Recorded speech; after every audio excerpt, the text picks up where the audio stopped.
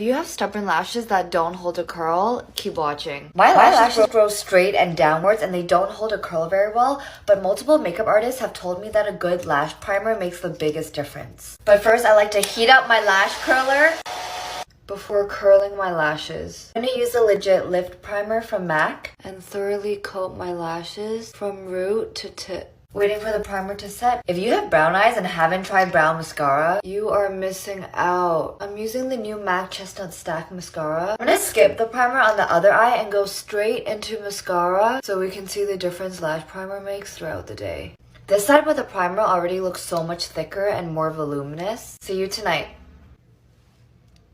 Whoa, okay, the primer side still looks quite fresh, lifted and curled. The MACStack is still holding this curl quite well, but you can tell the side is drooping down a little bit and it definitely looks a lot more full on the primer side. I can't do my mascara without a primer now.